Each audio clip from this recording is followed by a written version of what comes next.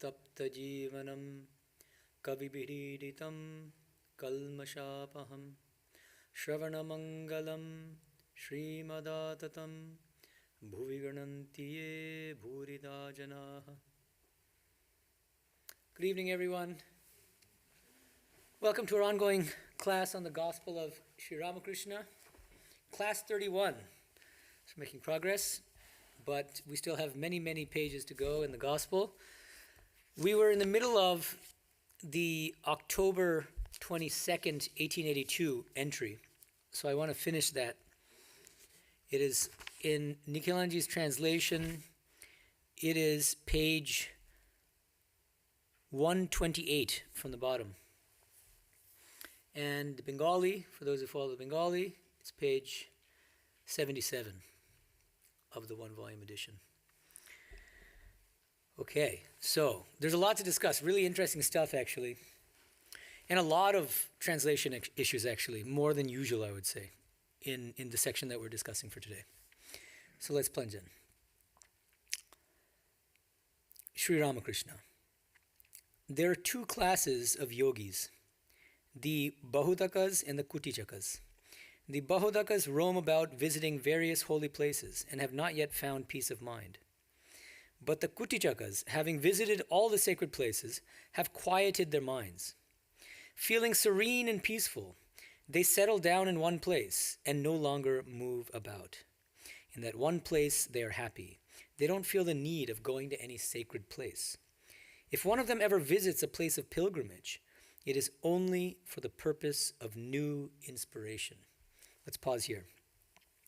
So much of this section is about pilgrimage and the value of pilgrimage and other aspects of pilgrimage. That's the focus of today's class. And I wanted to point out a couple translation things here. In the Bengali, he says, Jogi dui prakar, bohudok ar kutichok. Yogis are two kinds. See, prakara, just means kinds. Classes implies a kind of hierarchy. I take it to mean that one is inferior to the other.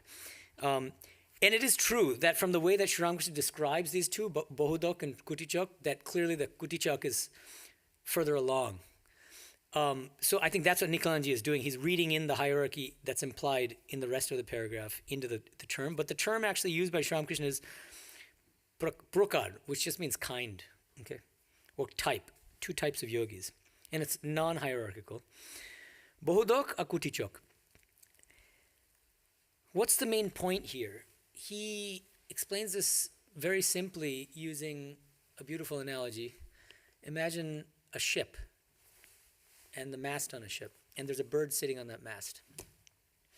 And the ship is surrounded by infinite ocean on all sides.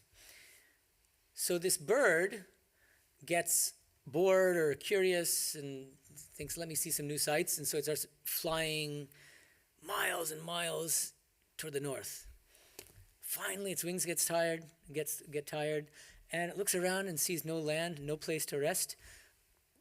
With great difficulty, flies back, finally arrives back at the mast of the ship. Then it's tired, and then it rests a little while, but then after some time, it gets a little, that desire, curiosity, whatever it is, strikes up again. And so then it goes off to the east. And same thing repeats itself in all the different directions until finally what? So that represents the Bohudok, right? It's always not satisfied sitting still where he or she is. Finally, after all that traveling, it says, I've seen the world. Now I need to just settle down because there's no better place than where I am now. That's the mindset of the Kutichok. Okay. Okay, there, look at that. After a long 77 years. It's his birthday today, not Aina's. Yes. Okay, so that's one thing. Translation-wise, here's a really important issue I want to bring up. The last sentence of what I read. I'll read the translation again. If one of them ever visits a place of pilgrimage, one of them meaning the more advanced yogi, the Kutichok, if one of them ever visits a place of pilgrimage, it is only for the purpose of new inspiration. What is the original Bengali word for new inspiration? Let me read the sentence. Jodi she tirthe jay, she kebol uddiponer jonno. New inspiration is Nikhilanji's translation of Uddipana. Uddipana. And I believe it comes etymologically from the word for being sparked or lit from within. Like a deepa is a light. So a kind of spiritual inspiration, yes, but a spiritual spark. And interestingly, a few paragraphs later, the word Uddipana comes up again and again in this passage talking about pilgrimage, because Sri Ramakrishna says the main purpose of pilgrimage is to feel that Uddipana. Interestingly, Nikhanji is not fully consistent in translating Uddipana as new inspiration or as inspiration. There's one place where he translates it as divine emotion. And I like that better. So anyway, we'll get to that when we discuss it. But this is the first occurrence of the term Uddipana, that you go on pilgrimage in order to experience Uddipana, this kind of spiritual emotion. Now, we can ask, and I can ask you also, what exactly is the value of pilgrimage? Many of us have gone on pilgrimage, or we have a desire to go on pilgrimage. I'll make a few suggestions, and you can add to it. Sthana Mahatmya is a Sanskrit term for the spiritual glory or greatness of a particular place, because it's been sanctified in a certain way, either by great saints, by an incarnation like Chaitanya when he visited the Jagannath Puri Mandir, the temple in Orissa. It was after he came that it became such an extraordinarily holy place, actually.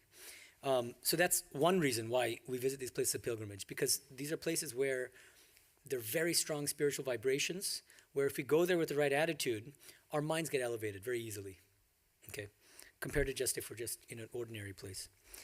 Second, often places of pilgrimage involve a deity, either in the form of an image, or it could be Mother Ganga or Narmada, these kinds of things, if it's a river.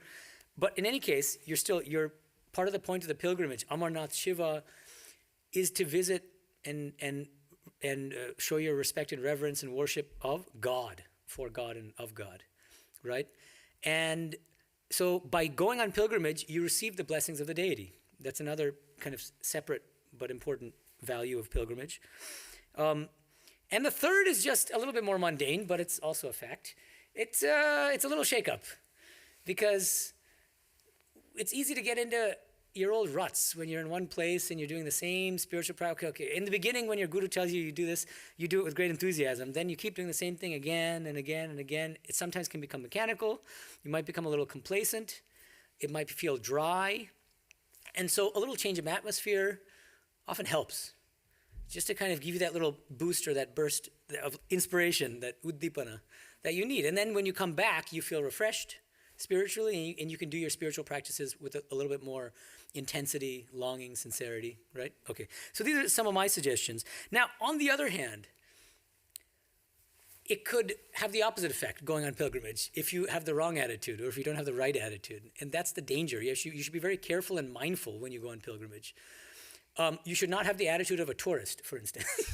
but if you, I would say almost the majority of people who go on pilgrimage, they tend to have this tourist mindset. You're going to see them with their phones out and taking pictures, and so that they're more interested in sharing these pictures with their friends or posting them on Instagram than in actually soaking in the spiritual atmosphere of the place, right, and the spiritual vibration of the place. So that's also really important.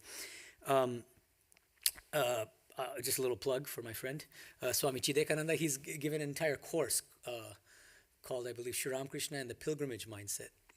And I recommend that you look at that course if you want more details on having the right attitude as you go on pilgrimage. Okay. All right. We've got lots more to discuss. So let's continue. Sri Ramakrishna says, I had to practice each religion for a time. Hinduism, Islam, Christianity. Furthermore, I followed the paths of the Shaktas, Vaishnavas, and Vedantas. I realized that there is only one God toward whom all are traveling, but the paths are different. Let's pause here. Short teaching, but extremely profound and philosophically deep, and it requires some unpacking. I may have talked about this in a previous class, but it's so important that I'm going to risk repetition here. Notice, obviously what he's teaching is the famous harmony of religions that he's famous for, right? But there are some subtleties here that we should not overlook. First of all, notice, what are the religious traditions he's mentioning? Hinduism, Islam, Christianity, all theistic traditions. Hinduism is very vast, and so it encompasses both non-theistic and theistic. But in any case, I think he's thinking of theistic Hinduism here, or at least primarily. Because then he separately mentions Vedantis. And by Vedantis, at that time in the late 19th century, what does he have in mind? And what do most people have in mind when they talk about Vedanta? Classical Advaita Vedanta, Shankara school specifically. Even though Vedanta as such is much broader, and there are many different Vedantic schools, including Ramanujas and Madhvas. And when he says Vedanta, he has in mind classical Advaita Vedanta, taught to him by Totapuri. Okay? So Shaktas, Vaishnavas, Vedantis. Shaktas and Vaishnavas both accept both Nirguna and Saguna Brahman. Shaktas, those who believe in Divine Mother, Shakti, Kali. So Sri Ramakrishna himself was Shakta, in a sense. He was everything, but when he received initiation into the Kali mantra, that was his Shakta initiation. Okay. Vaishnavas, of course, are worshippers of Krishna, right? So both the Shakta tradition, which is a tantric tradition, and Vaishnavism, they believe that God, the divine, has both impersonal and personal dimensions. Okay, Tantra will call it Shiva, Shakti, Prakasha, Vimarshama, and Kashmir Shaivism. And Vaishnavas will say our beloved Krishna, the Supreme Person Krishna, has as a minor aspect Nirguna Brahman. That Brahman that these classical Advaitins care so much about. Actually, it's just a minor aspect of our beloved Krishna. There's still a kind of implied hierarchy there. But in any case, they do accept the reality of both. The impersonal, non-dual pure consciousness of Advaita Vedanta and the personal God. But I think it's significant that Sri Ramakrishna is mentioning these quite different, significantly different religious traditions. They're not just all theistic traditions. Advaita Vedanta is strictly non-theistic, right? They only believe in an impersonal, absolute, non-dual pure consciousness. Shaktas and Vaishnavas believe in both, but Vaishnavas believe in a kind of hierarchy where they place the personal God, Krishna, above the Nirguna Brahman. And then there are just straight theistic traditions like Islam and Christianity, where there's only the personal God, except depending on if you go into the mystical dimension of those traditions, you end up with maybe some other ideas. But at least Orthodox Islam, Orthodox Christianity, it's a strictly personal God. But very significantly, here's the question. Does he place Advaita Vedanta or impersonal Brahman on a higher footing than the personal God in this passage? Is there any hint of that in these teachings? No, clearly not. And that's crucial from a philosophical standpoint.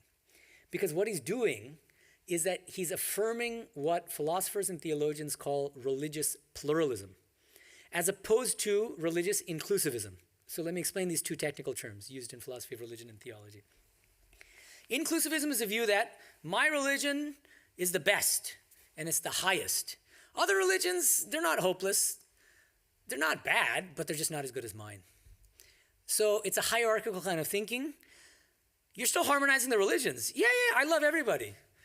And the way that Tapasananji puts it in his book, Bhakti Schools of Vedanta, he has a section tellingly entitled, in the introduction of this book, tellingly entitled, The Patronizing Attitude of Advaita Vedanta.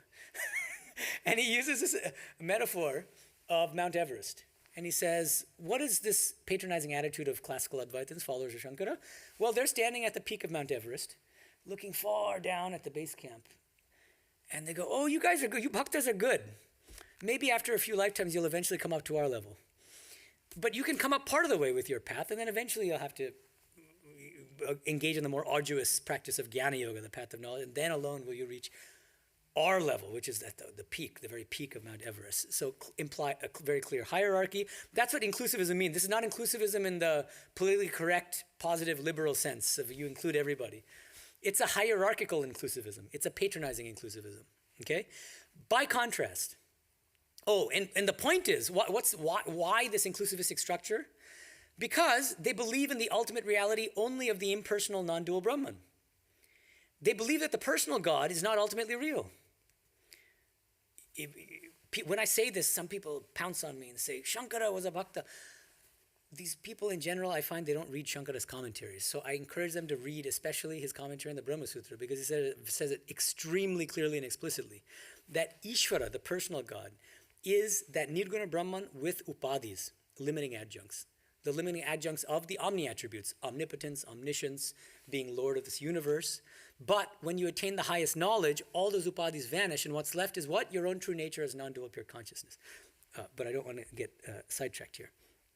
Okay, so because they posit Nirguna Brahman, the impersonal non-dual pure consciousness, as the ultimate goal of all spiritual traditions, they have to believe in a kind of hierarchy.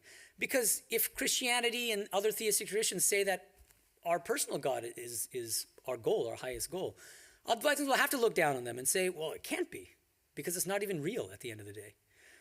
So, fine, realize your personal God. That'll get you quite a bit. You'll have purity of mind, you'll have a concentrated mind, the whole purpose of which is what? To become eligible to practice the higher path of knowledge, which alone leads to the highest goal, which is realization of your own true nature as non-dual, impersonal, attributeless pure consciousness. Okay? By contrast, here's the key. In the Bangla, when he says, I realize that there's only one God toward whom all are traveling. What's his word in Bangla for God here? Ishvara, Ishwar. This is his favorite term. He uses other terms in other contexts, but in general, I find that he really likes this term. And he uses it in a very expansive sense. This is not just limited to the theistic personal God. That's very important to keep in mind, because the word Ishvara literally does mean Lord, Ish. It means you're governing this universe, so it might imply the theistic God. Sri Ramakrishna uses Ishvara in a much broader way to encompass also Nirguna Brahman. So I believe the best way to interpret and to understand what he means by Ishvara, when he says that Ishvara is the common goal of all different religious and spiritual paths, is the impersonal personal Purushottama, the impersonal personal Satchitananda, the impersonal personal divine reality, whatever you want to call it. But it's equally both, and there's no higher and lower. It's not that the impersonal is somehow more true or higher than the personal. They're both equally real. How do I know that? You have to always take his teachings in the context of other teachings. He gives the example of a vast, infinite ocean, which he likens to Satchitananda. And that ocean forms into ice in different places, under the cooling influence of the gentle breeze of bhakti, devotion. Each of those ice formations corresponds to different forms of the personal God. Then he says with the rising of the sun of knowledge, Gyan Shurjo, Jnana Surya, what happens? The ice forms melt. And then the classical Advaitins, followers of Shankara, will feel vindicated and be, see? I told you so. Those forms of God are lower. They're lower truths than non-dual, the liquid ocean, which is our Nirguna Brahman, impersonal, non-dual pure consciousness. But then the parable goes on, or the analogy continues. In some places, the ice doesn't melt at all, he says. This is crucial, and this directly contradicts Shankara's school. It becomes like quartz, and then he says, Nitya Shakar. Nitya Sakara. Some forms of the personal God are eternal. And they don't have to be sublated, and you don't have to reach some kind of higher non-dual realization. Okay? So, this is extremely important because he affirms an ultimate reality which is very expansive, which is both equally impersonal and personal. And there's no hierarchy between these two dimensions of the absolute, of the divine. He's able to place theistic religious traditions and non-theistic religious traditions like Advaita Vedanta and Buddhism on an equal footing. There doesn't need to be any hierarchy, so it's a full-blown religious pluralism, which means it's non-hierarchical, as opposed to any classical Advaitic attempt to harmonize the world of religions, which is at best going to be inclusivistic. Okay? All right. Now, let's continue. Now he comes back to this theme of pilgrimage. And there's a really interesting omitted sentence here. It's a juicy one. Okay. While visiting the holy places, I would sometimes suffer great agony. Once I went with Muthur to Raja Babu's drawing room in Benares. Benares, a.k.a. Varanasi, a.k.a. Kashi. There are three terms for this. Some people get confused. Are these three different places? But they're all the same thing. Benares equals Kashi equals Varanasi. I found that they talked there only of worldly matters, money, real estate, and the like. At this, I burst into tears. I said to the Divine Mother, weeping, Mother, where hast thou brought me? I was much better off at Dakshineshwar. In Allahabad, I noticed the same things that I saw elsewhere. The same ponds, the same grass, the same trees, the same tamarind leaves. Period. End of paragraph. But a delightful missing sentence, which I'm very happy to read out to you. Kebul tofat poschime loker bhushir moto bajje, Thakur monir hasya. All right. So there's laughter involved. after Sri Ramakrishna says the sentence, which Nikhilanji chooses to omit, there's laughter from Sri Ramakrishna himself and on the part of Muni. That's one of the terms that M uses to refer to himself. So M and Sri Ramakrishna are chuckling. What does he say? He's just said, and this is translated, that basically you see the same things everywhere, right? Then he adds, the only difference is that in the West, people's feces is more powdery, granular. Okay, so I'm very happy I said that. Okay, now let's continue. Okay, well, no, but what's the point? The point is, there might be minor differences, but they're minor. Ultimately, the major things, they're all the same in different places, right? Okay, all right. So there's a spiritual point behind that. Huh? He says in the West. Oh, he just means like, well, he's talking within in India and like going to different places. Yeah. You said this earlier, I thought you were talking about America. No. Oh, not in the sense of Western countries, although it probably is different. I think it depends on the food. Let's not get too detailed here. But okay, all right. Okay, all right. I'm really enjoying this. Okay, anyway, we have to continue. We have to move on. Moving on. Okay. Here we go. Okay. But one undoubtedly, now notice, here's the key word, uddipana again. This comes up multiple times, so here we go. But one undoubtedly finds inspiration, uddipana, in a holy place. I accompanied Mothur Babu to Vrindavan, of course the famous place where Krishna was. Hridoy and the ladies of Mothur's family were in our party.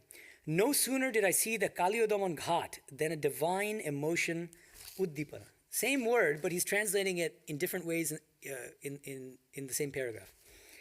No sooner did I see the Kaliyodamon Ghat than a divine emotion surged up within me. I was completely overwhelmed. Hridoy used to bathe me there as if I were a small child. So, I sort of prefer divine emotion or a divine upsurge maybe, or something like that as a translation of uddipana than inspiration, because inspiration is just too broad and it can apply to anything. It can apply to worldly things as well, worldly sources of inspiration. But this is very much a spiritual feeling. Okay, Kaliyodamon Ghat. What is that? Does anyone know? Kaliyo was a serpent. Yeah, and Krishna killed the serpent in that place, and that's why it's called Kaliyodamon, because Damon means to conquer or to kill. Kaliyo, the name of the serpent. Okay. Now, let me continue. In the dusk, I would walk on the bank of the Jamuna when the cattle returned. So Yamuna would be the Sanskrit or Hindi pronunciation. When the cattle returned along the sandy banks from their pastures. At the very sight of those cows, the thought of Krishna would flash in my mind. This is a third translation of the same term, uddipana. Krishna uddipan holo. So he's in the course of this section, we've got uddipana, the one Bengali term translated as new inspiration, actually four technically. New inspiration, divine emotion, and the thought of God flashing in the mind. So four things. So now, in a way it helps because they're all different connotations of the same term. And then you can kind of triangulate or quadrangulate and figure it out for yourself. Okay. I would run along like a madman crying, "Oh, where is Krishna? Where is my Krishna?" I went to Shyamakunda and Radhakunda, footnote, places near Mathura associated with the episode of Krishna and Radha. Okay. In a palanquin and got out to visit the holy Mount Govardhan.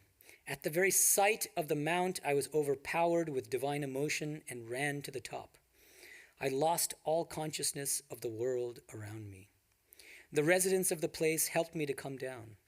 On my way to the sacred pools of Shyamakunda and Radhakunda, when I saw the meadows, the trees, the shrubs, the birds, and the deer, I was overcome with ecstasy. My clothes became wet with tears. I said, "O Krishna, everything here is as it was in the olden days. You alone are absent." Seated inside the palanquin, I lost all power of speech. Hridoy followed the palanquin. He had warned the bearers to be careful about me. I think these passages exemplify for us the ideal pilgrim. That's why I called today's class Sri Ramakrishna as the ideal pilgrim. This is what ideally you should be feeling and doing when you're in a place of pilgrimage, when you're in this pilgrimage mindset. You go and you should be completely focused on God and God alone. You should not be distracted with your smartphones and reading the news and this and that and 100 other things. And secondly, ideally, you should also be maximally receptive to the spiritual vibrations of that holy place, of that place of pilgrimage. And that's not easy. To be maximally receptive, you need to be absolutely pure in mind and desireless.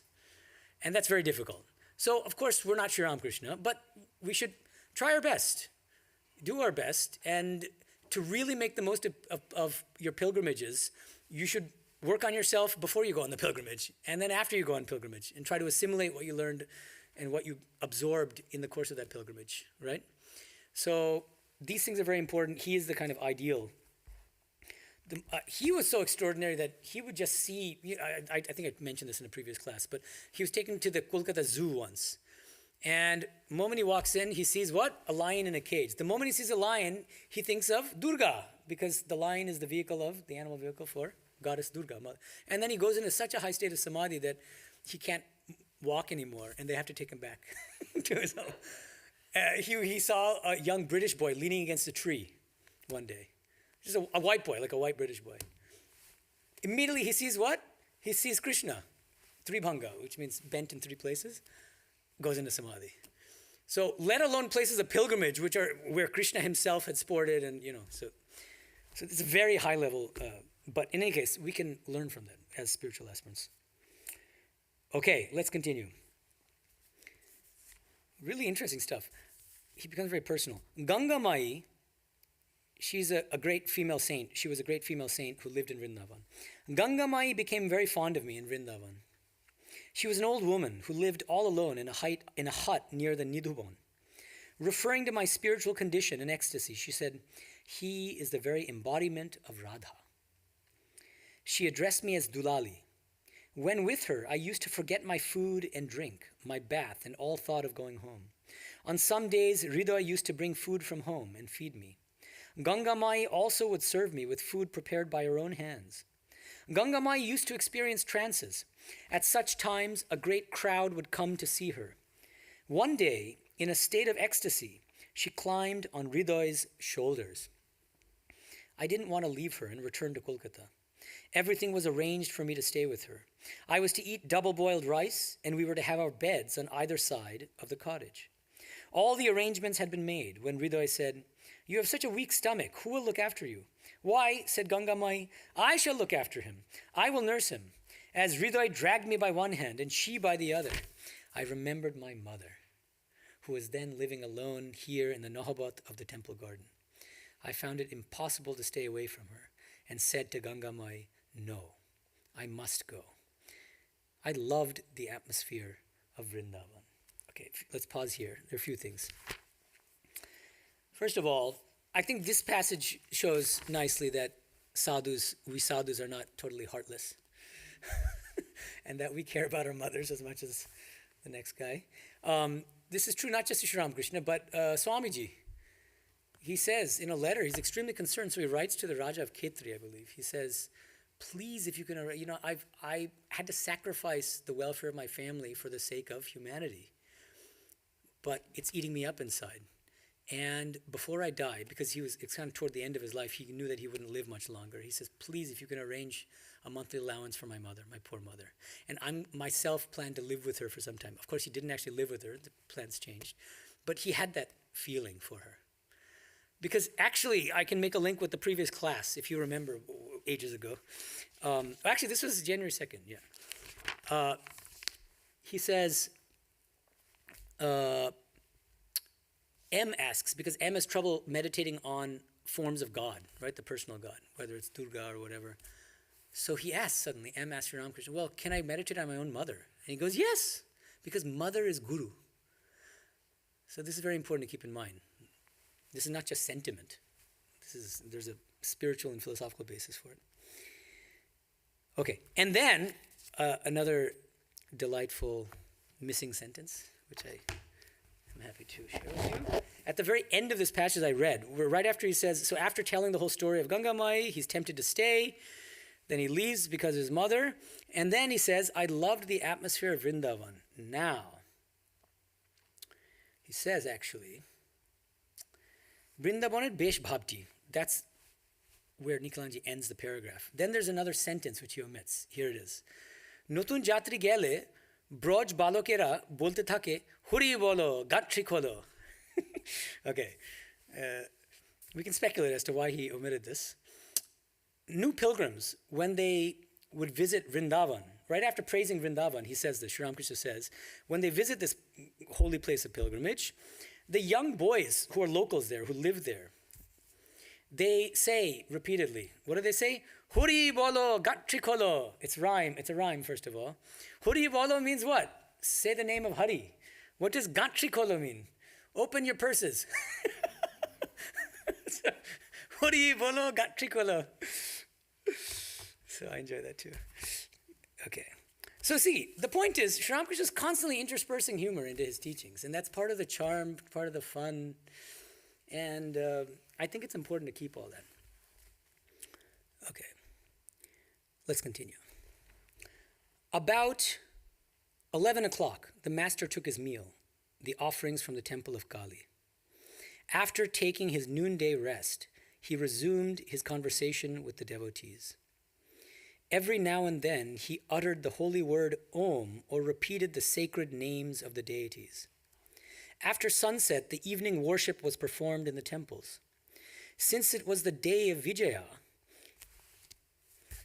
the devotees first saluted the Divine Mother and then took the dust of the Master's feet.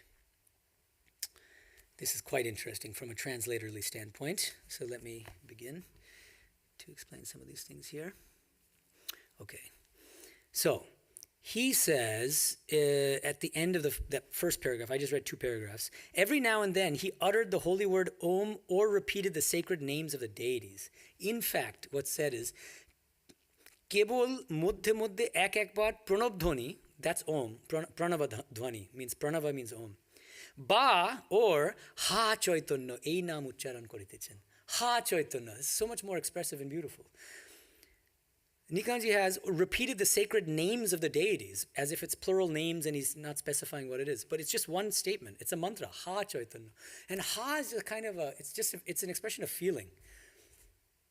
It's like when you cry out to someone that you love, and you open your heart to that person. Ha Chaitanya. So it's very beautiful.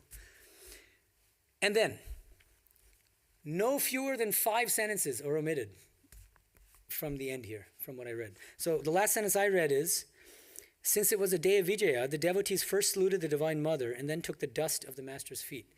The next 5 sentences in the Bengali are omitted. What are these 5 sentences? Why are they omitted? Well, stay tuned, folks. I'm about to tell you. Ramlal, Ma Kalir Arati Koriyachan. Ramlal, the nephew of Sri Ramakrishna. Ma Kalir Arati Koriyachan. He's doing the Arati of Mother Kali. Thakur Ramlalke Shambodhan Koriya bolitechen, O Ramnelo, koire. Sri Ramakrishna calls out to Ramlal, who's doing the Arati, and says, where are you? And he very cutely refers to Ramlal. He doesn't say Ramlal, he says Ramnelo. He would refer to Naren, his beloved Naren, as Loren. A slight, I don't know what you would call it, lisp or something, but so he would often pronounce these L's as N's and N's as so. Ramnelo, Ramnelo. Koire, where are you, Ramnelo? Why is he calling Ramlal, Ramnelo? Because, and then these are the other omitted sentences, Ma Kalir kache Siddhi nivedon kora hoiyache. Siddhi has been offered to Mother Kali. What is Siddhi? Anyone know? Yes, it's marijuana. Now, I did my research, and the term Siddhi comes up in many places in the Gospel, with different meanings, of course. In some contexts, it means like a power of some sort. Okay, one of these I don't want to call it spiritual power. It's not really a spiritual power, but anyway. But there are many places where he talks about Siddhi as a drug. Like, I'll just give a couple examples from other places in the Gospel. Look here. Only repeating the word Siddhi will not produce intoxication. You must actually get some hemp, rub it in water, and then drink the solution. So don't follow these instructions. Just so this suggests that siddhi can be in liquid form, presumably. Then he says in another place, you must practice. Or hold on, let me read this one. What will you gain by merely repeating siddhi? You will not be intoxicated even by gargling with the solution of siddhi. That's interesting because I thought you can. Well, gargling, you have to swallow it. Okay. It must go into your stomach. Not until then will you be intoxicated. One cannot comprehend what I am saying unless one prays to God in solitude all by oneself with a longing heart. But clearly he has in mind marijuana. Now, this is a tantric ritual, and he's following the practices of that temple, this Kali temple. And so I don't want you all rushing out and saying that Sri Ramakrishna, or like go to your nearest marijuana dispensary and... No, Sri Ramakrishna, in fact, it's clear from the same passage that he didn't actually take the marijuana. So let me continue the passage. Ma Kaliর কাছে সিদ্ধি নিবেদন করা হইয়াছে. So siddhi has been offered to Mother Kali. ঠাকুর সেই প্রসাদ স্পর্শ করিবেন, সেই জন্য রামলালকে ডাকিতেছেন. He has called out to Ramlal. Why? Because he wants to touch that siddhi. He's going to touch it, not consume it. Okay. Then আর ভক্তদের সকলকে একটু একটু দিতে বলিতেছেন. And then he told Ramlal, distribute this siddhi to the people here. That's the idea. Okay. So you understand why Niklanji omitted it. Could be taken the wrong way, but it's very important. Don't do drugs, folks. That's not the point of this. Okay. Okay. Now, that is the end of the October 22nd entry, and I wanted to continue with the next entry, which is 2 days later, Tuesday, October 24th, 1882. And unless you have any questions or comments about anything we read so far. Okay. So let's continue. Okay, please. Can you give the mic? I think I read somewhere that Ramakrishna actually at some point said, please do not take away my necklace of bones nor my pot of hemp. Is that true? I don't think so. Okay. At least I haven't heard it, yeah. Yeah. If anyone else has heard of it, you can tell me, but I haven't heard that. Yeah. Okay. Okay, Tuesday, October 24th, 1882. We can at least make a start on it.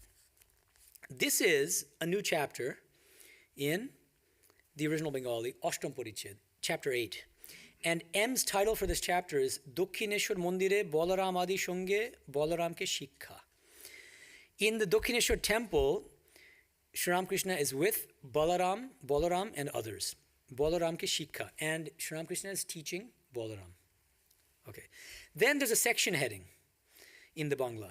Lokkhon, Shotto Katha, Sharbodharma Samannoy, Kamini Kanchoni Maya. Lokkhon means your physical characteristics. We'll see in a second what he means by that. This is also quite an interesting section. Shotto Katha, telling the truth. Sharbodharma Samannoy, harmony of all religions. Kamini Kanchoni Maya. Kamini Kanchana is Maya. And I had a whole class almost on how to understand Kamini here.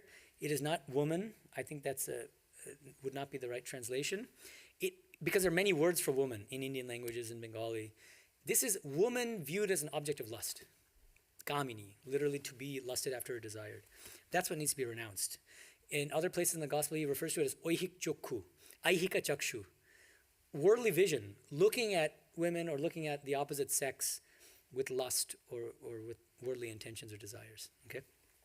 All right. So those are just the section headings, but it gives us a preview of what's to come. Let's start reading the section, the chapter. It was 3 or 4 o'clock in the afternoon.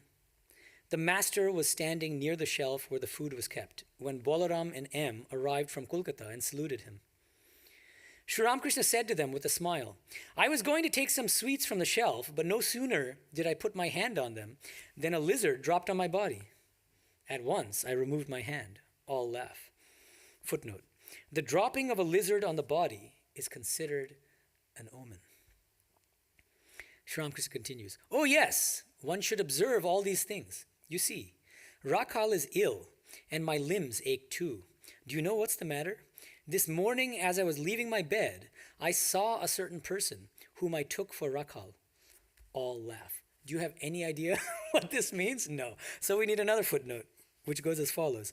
Orthodox Hindus in Bengal believe that the first face seen in the morning indicates whether the day will bring good or evil.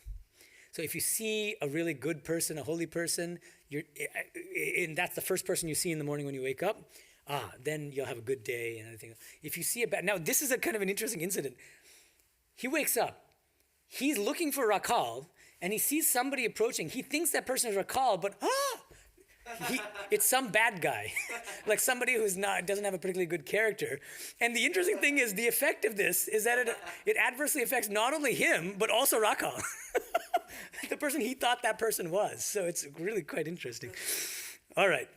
And the lizard one this is a kind of a common thing. I think it might still be the case, at least in Bengali villages, where if a lizard falls, tiktikis.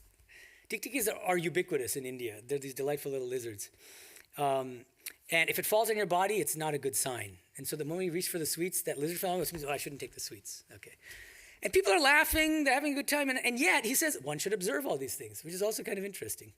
And then we need to ask ourselves, and this reminds me also of when he was very particular about observing the almanac and saying there's certain days which are auspicious, certain times which are auspicious, certain times and days which are highly inauspicious when we shouldn't travel and this and that. To what extent should we take on board these teachings of his? This is a serious question. And I'm not going to dictate the answer here. You decide for yourself. And I want to mention to you and share with you, even among the devotees and monastics that I've met in the West, some of them feel very strongly that absolutely every word of every one of Sri Ramakrishna's teachings must be observed to the letter as much as possible. So they try to observe even those things. He says Thursday afternoon's not a good time to travel, so they try to avoid traveling on Thursday afternoon. There are problems, though, like time zone differences. And so when Sri Ramakrishna is looking at an Indian almanac, they're thinking of IST, Indian Standard Time, which is not the same time necessarily as the time in the West. That's one thing, kind of a technical thing. But more deeply, and these teachings remind me of that too. A lizard falls in your body, is it really inauspicious? Or the person you see first thing in the morning, is this a universal teaching that everybody should accept? Is it on the same par as his teachings on, renunciation of egoism and lust and greed and this and that? I don't think so. And our best help in understanding these kinds of teachings is Swamiji, in my opinion, Swami Vivekananda. He says the following. He says, this should be always borne in mind, that all of Sri Ramakrishna's teachings are for the good of the world. If ever anyone heard from him anything that was harmful, it should be understood that it was meant for a particular individual, and that, though it might be harmful when followed by others, it was beneficial to that particular individual. From among all of his utterances, those that were meant for particular individuals and those that were for universal good are to be separated in this way. Of these, only the teachings meant for universal good will be compiled in book form and circulated among the public. This was Swamiji's own intention. And I think this is quite important. He's saying all of Sri Ramakrishna's teachings are beneficial. No doubt, they're for the good of the world. He never said anything that was actually harmful. But it's important to separate or distinguish two kinds of teachings that you find. One are the universal teachers, which are teachings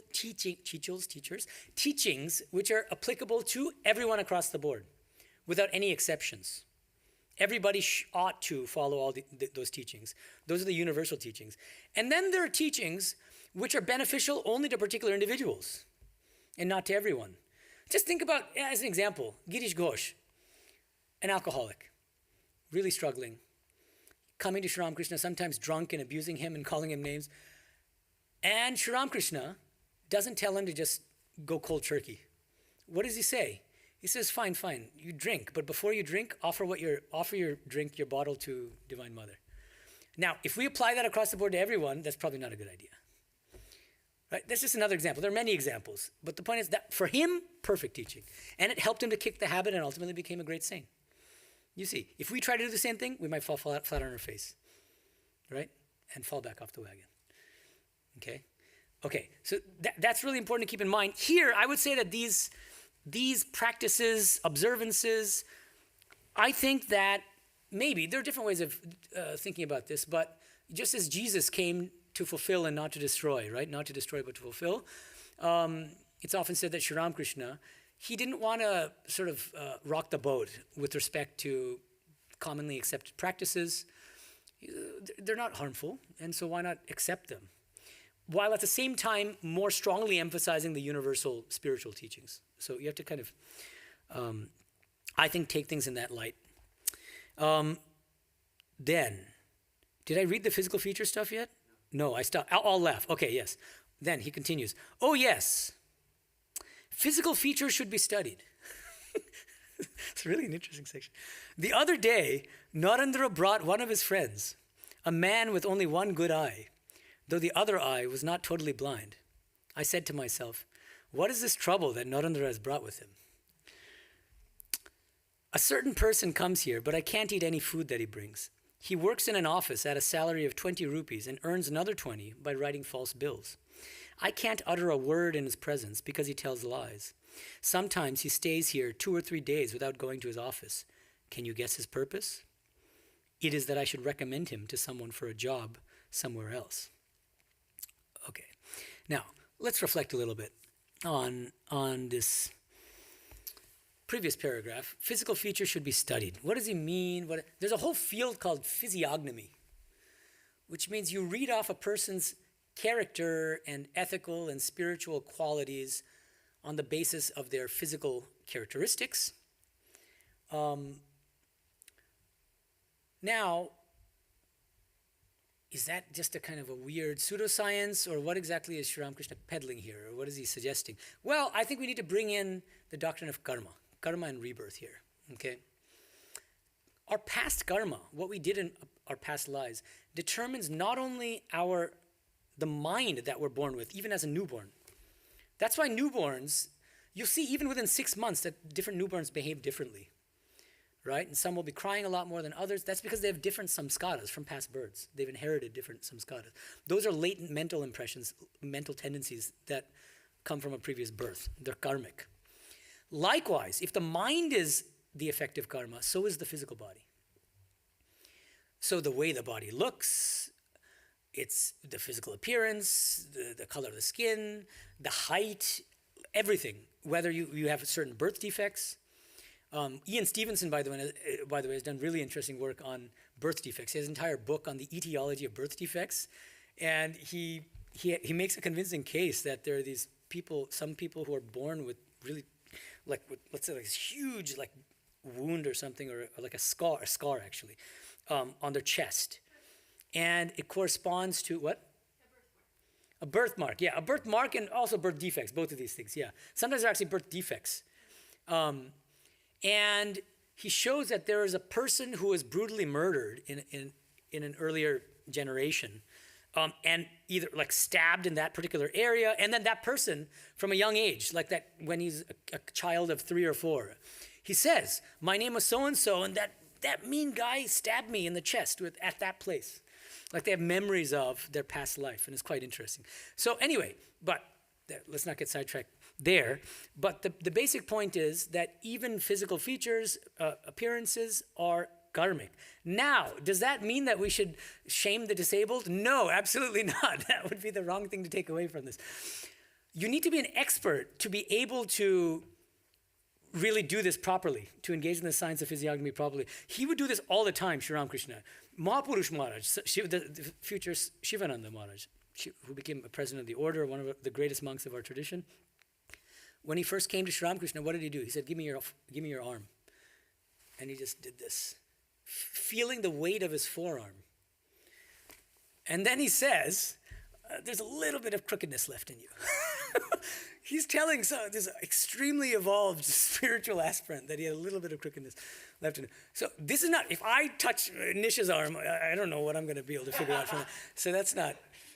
So anyway, it takes an expert, okay, to do this. And so let's not think that we're equipped to be able to judge other people in this way. That's absolutely beyond our capacities. But Sri Ramakrishna could see these things. One thing I would say, even though I'm not an expert and I don't know anything about physiognomy, eyes are extremely expressive. And I feel that a person's eyes really, really are windows into the soul. And you can just tell from looking at a person's eyes, whether they're anxious, whether they're depressed, whether they're ecstatic, whether they're, there's just something. Anyway, that's my feeling, and you can think about it for yourself. Okay. Okay, so the one thing we shouldn't do is make generalizations and say that people who have some birth defect or are blind in one eye are bad or less spiritual than others. That's crazy, so we don't want to go down that route. But at the same time, we shouldn't go to the other extreme and say that all this is hogwash and it's all nonsense. No, because the physical body itself is also an effective karma, what we did in our past lives. Okay, next. This is another serious translation issue. In the English, you're looking, Narayana, do you see a quotation mark right next to Balaram in the next paragraph? Yes, you will eventually. Yeah, there's a, okay, so I'm reading from this paragraph. Okay, so quotation mark. Balaram comes from a family of devout Vaishnavas. So what does that quotation mark imply? This is a continuation of Sri Ramakrishna's speech, right? He's talking, he continues to talk. Right? Yeah. It just turns out to be wrong. That's okay, but we'll see that in a second. Balaram comes from a family of devout Vaishnavas. His father, now an old man, is a pious devotee. He has a tuft of hair on his head, a rosary of tulsi beads around his neck, and a string of beads in his hand. He devotes his time to the repetition of God's name. He owns much property in Odisha and has built temples to Radha Krishna in Kotar, Vrindavan, and other places, establishing free guest houses as well. Does this sound like Sri Ramakrishna? For goodness sakes, no. What does it sound like? Come on, guys. We got a lot of people in this room. That's good. Anyone else? Huh? No? Come on. Yes. Who said M? Thank you, Bala. Mr. Obvious. Yes, exactly M. It's the easy answer, staring in the face. All right. Yes, this is M. He narrates and he gives little background stories about the people who are visiting him, and that's exactly what it is. And notice also, Narayana, there's no end quotation mark there. So it's a typo. There's a quotation mark, there's an opening quotation mark and no end quotation mark, and it makes it seem as if it's Sri Ramakrishna speaking. And in fact, it is M speaking. The whole paragraph is M, giving background on Balaram. So that's really important. And the next paragraph starts out with quotations to Balaram. Exactly. And this is typical of M, is that somebody is sitting in the room with Sri Ramakrishna, and it's their first encounter with Sri Ramakrishna. So M is going to educate the reader, will give a little paragraph giving a life background on that person that Sri Ramakrishna is about to talk to. And then, in the Bengali, you have it's M talking, and then M says, Balaram nutun ashitechen. Balaram has come for the first time. Thakur golpot chole tahake nana upodesh ditechen. Sri Ramakrishna, in the course of talking, addresses many of his teachings to Balaram. And then he starts speaking to Balaram. Do you see? So that's an extremely serious issue, and that's something to keep in mind. Now, let's continue. Balaram's father has come for the... No, Balaram. Oh, he hasn't come here. Only Sri Ramakrishna used to go there. Well, did Sri Ramakrishna start going there? Was that already? Has he already gone to Balaram Mandir? Going to Calcutta, come there or something. Yeah, but Kolkata, he might be going somewhere else. Keshav Shen lived there. We don't know. I think he may not have necessarily visited Balaram Mandir in Kolkata by October 24th, 82. I'm not sure, though. I'd have to check the facts on that. But okay, so now let's read a little further. To Balaram. A certain person came here the other day. Now, he gives a name, but it's omitted in the Bengali, and so it's also not reflected. So he was referring to a particular person, we just don't know who the person is. Okay, a certain person came here the other day. I understand he is the slave of that hag of a wife. Why is it that people do not see God? It is because of the barrier of Kamini Kanchan. How impudent he was to say to you the other day. How impudent he was to say to you the other day. A Paramahamsa came to my father, who fed him with chicken curry. Okay, It's all really funny stuff. Okay, anyway. And then Nikhilanji has a footnote here. Orthodox Hindus are forbidden to eat chicken. Okay. Now, one translation thing is right after he says, a Paramahamsa, he's quoting this person, who is not very nice person, who says, a Paramahamsa came to my father who fed him with chicken curry. And then in the Bengali, it says, Balaram hasho. Balaram laughs. Okay, that's important. So, I mean, he's saying this part like in a kind of good-humored way. It's not like super serious. But I have a difficulty here. And it's a question I have that even based on the original Bengali. The question is this. This not so nice person, when Sri Ramakrishna says, can you believe he said, a Paramahamsa came to my father who fed him with chicken curry? Who is this Paramahamsa? What do you think? Any guesses? Because that's literally what the Bengali says too. আমার বাবার কাছে একজন পরমহংস এসেছিলেন, বাবা তাকে কুকুরও রেঁধে খাওয়ালেন. I think that the ambiguity is in the original, and it could be, I'm trying to figure out whether this guy fed Sri Ramakrishna himself chicken curry without Sri Ramakrishna knowing that it was chicken, or it could be some other Paramahamsa, or maybe that this is some highly irreverent person who's referring to some, like just an ordinary monk or somebody as a Paramahamsa to poke him, or we don't know. And I genuinely think there's an ambiguity in the Bengali as well. But for you Bengali speakers and readers out there and online as well, maybe you can tackle this and tell me, do you think this Paramahamsa is Sri Ramakrishna or someone else? And give me your reasons. Put it in the YouTube comments and I will read them. Okay. Well, why don't we open it up to questions? I have a question. Yes. Can you give the mic?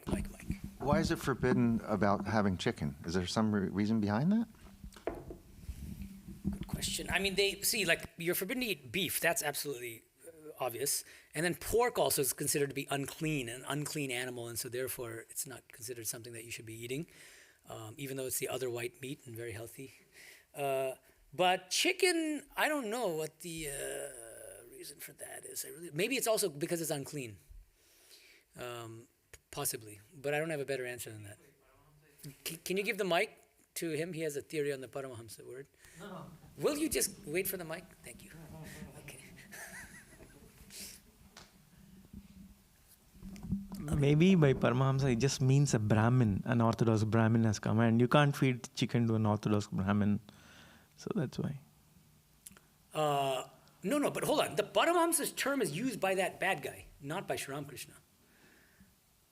Hold on. Let me read it again. I don't know if you guys are on the same page with me. Here's this. Sri Ramakrishna is talking about this person who is a slave to his wife and is very worldly. And then Sri Ramakrishna says about that guy, how impudent he was to say to you the other day, you, Balaram, a Paramahamsa came to my father who fed him with chicken curry. Do you understand now? So what's your take on this? Well, I think by Paramahamsa they are actually meaning a respected or an Orthodox Brahmin. Okay, right. Rather than Sri Ramakrishna himself. Yeah. You don't think it's Sri Ramakrishna? Doesn't look like. Okay. And so what is so impudent about that? The fact that he fed him chicken curry, which is not meant to be fed to a respected elder or something, right? A Brahmin, right? Yeah. Right. Okay, so that's one take on it. Yeah. Okay. Any other questions? And do we have questions online? Okay, so let's give it a niche first, and then you can curate the online questions. Good. That's the way I like it. But so before Swamiji leaves his body, he's going through an almanac, and then he stops at July 4th, and he's like, okay. But in another place he says, if you take astrology seriously, eat good food, get good rest. So to what extent... What did he say? Eat good food? Yeah, if you ever take astrology too seriously, eat good food, get good rest, something's wrong with you, right? So to what extent did Swami Vivekananda himself take things like this seriously? Mm-hmm. That's a great question about astrology, and he has one lecture devoted entirely to astrology. Can't remember the name of it, unfortunately, but the whole lecture is devoted to astrology. And he says two things there. This is my takeaway from that lecture. He's scathing about astrology, and the main reason being because of its weakening influence. That people become slaves to insentient planets and this and that, and then they have to wear gemstones to counteract Rahu, and then this and. But he never denies the validity of astrology. In the same lecture, he says it's true, or it could very well be true. But God is far more powerful than any gemstone or any planet or any malefic influence. And so instead of spending all day figuring out, what gemstone is going to counteract the influence of what planet and this and that, pray to God and take refuge in God, right? So it's more of it's true as a science, I think, is the view. And that's actually the basis of all almanac, right? Astrology it's not just about believing in this or that, but actually that's the whole point of sometimes being auspicious and other times being not. It's all based on planetary placements and everything at the time. My follow-up is Thakur would often tell them to come on weekdays, those he wanted to have in his inner circle. But he would also say things like come on a Tuesday or a Saturday, because those days are good for Mother Kali. Yeah, Kali is. Did he feel like his own teaching ability was exalted on those days? Or did he just want them to feel like Kali's presence more tangibly? That's interesting. Maybe both. How can I answer that? It's a good question. I just don't have the answer. Yeah. Okay, so we're going to tackle some online questions now. Okay. Oh, sorry. One thing I want to add, though, just about astrology. I think everything depends on your attitude toward astrology. And if you approach astrology from the standpoint of somebody who's extremely weak, with an attitude of weakness, like I am at the mercy of these planets, and the way to counteract the malefic effects of these planets is to wear gemstones, that's the stuff that he's attacking. But if you use astrology to get a deeper understanding of yourself, your own personality, your samskaras from past lives, that's what astrology is all about. That's why it's based on your birth chart. You're born with certain sets of tendencies, right? And your astrological birth chart, if it's read well by an expert, you can actually be like, here are your strengths, here are your weaknesses, here's your temperament, here's what you're destined to achieve or to do, here's your calling, all that stuff. And it can help you. But at the end of the day, you need to take refuge in God and rely on God, it seems to me. Okay, sorry, that's... Okay. In the Gospel on December 15th, 1883, Thakur says, "There is sand and sugar in all scriptures. The sadhu takes the sugar and leaves the sand. Should we apply that to the Gospel itself?" That's nice. Well, I think in a way, Swami Vivekananda, what I read to you about from Swami Vivekananda... It was in reference to that. Exactly, is that part he's of the telling us to thought. separate, even among Sri Ramakrishna's teachings, put them in two categories: the universal teachings and the ones that are beneficial only to particular individuals. And that's a nice connection, actually, is making a link with the Vedantic scriptures, for instance, or not just Vedantic scriptures, but Sri Ramakrishna's teaching about scriptures in general, that there's some things in a particular scripture that are universal, and that applies to absolutely everyone across the board and is beneficial to everybody. And then there are other things which, well, maybe they're dated. Maybe they were applicable to people in that time when the scripture was composed or recited. Or maybe they apply those teachings or applicable only to the people living in that country, that locality, right? But in some way narrower, in some way more delimited, right? So thank you. I'll just say thank you to the questioner for making that connection. Anything else? Okay. Why do the majority of monks in the Ramakrishna order interpret Sri Ramakrishna only from Shankara's standpoint and take it like axiom? Then certain monks are mentioned by various people. Even though they are such high souls, why do they do that? I didn't follow the last part. Did they give names? Oh, but I don't get what the... Even many monks who are very high souls do this. Why do they do so? Oh, I see. Okay. Right. Yeah, that's a controversial question. And what I can say is that we are taught the scriptures typically using Shankara's commentaries. And I think that is a large part of the reason why we get conditioned eventually to think that Shankara's philosophy is the ultimate philosophy, the highest teaching, because we've been taught to interpret the scriptures in that way. I think that it's important to keep an open mind and to think for yourself, and also to keep in mind what Swami Vivekananda wanted us to do, let me read out to you. This is from Swamiji. He himself dictated this. These teachings of his are authoritative. Swamiji says, Shankaracharya and all other commentators made a tremendous mistake in thinking that the whole of the Vedas presented only a single doctrine. Therefore, they are guilty of torturing those of the apparently conflicting Vedic texts which go against their own doctrines into ideas of their particular schools. He says Shankara and the other acharyas were guilty of text torturing because what? Their main aim is to establish the truth of their own philosophical tradition. So they're going to read their own tradition into the scriptures by hook or by crook, right? Even as in ancient times it was only the Lord, the deliverer of the message of the Gita, who partially harmonized the apparently conflicting views, so also to settle once for all the same dispute which assumed immense proportions in course of time, he himself has come as Sri Ramakrishna. Therefore, no one has the power to understand the Vedas and Vedanta unless they are read in the light of his utterances, Sri Ramakrishna's utterances, and seen through the medium of his life. That is to say, the Vedas and other scriptures were so long hidden in the darkness of ignorance, and the light of Sri Ramakrishna has revealed them again. And I think it's really important for monks and for any follower of our tradition, anybody who believes in our tradition, to try to take Swamiji's advice to heart. And when we read the Upanishads, when we read the Bhagavad Gita, when we read the Brahma Sutras, Bhagavata, we should try to read these scriptures in the light of the life and teachings of Sri Ramakrishna. And even the monks have a ways to go on that.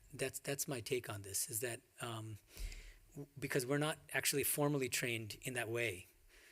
We're formally trained using Shankara's commentaries. And so unless you really have an independent mind of your own, it's easy to think that, I mean, in a certain sense, it's easier to get brainwashed. Yeah. Can you give the mic to Nish? The fact that you are a Puri, does that mean that to some extent there must be allegiance to the Dashnamis of Shankara and by that his Bhashyas? Yeah, I've heard this before, and it's a great question. And I answered the question with another question. Was Totapuri Sri Ramakrishna's only guru? He had many gurus.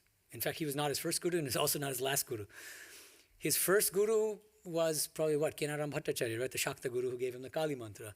Then he had, or maybe Bhairavi Brahmani? Yeah, after that, I think. Bhairavi Brahmani, the Tantric Vaishnava guru. Then he had, I don't know the sequence, but in any case, then he had an Advaitic guru, and he was given sannyasa by Totapuri. Yes, so that is the Puri. The Puri comes from the Advaitic lineage. But should we overlook or ignore or suppress the Tantric lineage, the Vaishnava lineage, the Sufi lineage, because he was also given a mantra by a Sufi? He also practiced Christianity. So we inherit the whole tradition, right? You can't just say that Sri Ramakrishna was an Advaitin and nothing else. That would be crazy.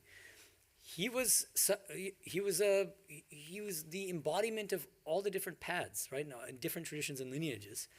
And so yes, we are part of the Puri lineage, but we're also equally Tantrics, and we're equally Shaktas, and we're equally Vaishnavas, and we're equally Christians and Sufis, and we have to take the whole thing together. Yeah. And how do we do that? By accepting his philosophical teachings on their own terms. And that's what I call Vijnana Vedanta.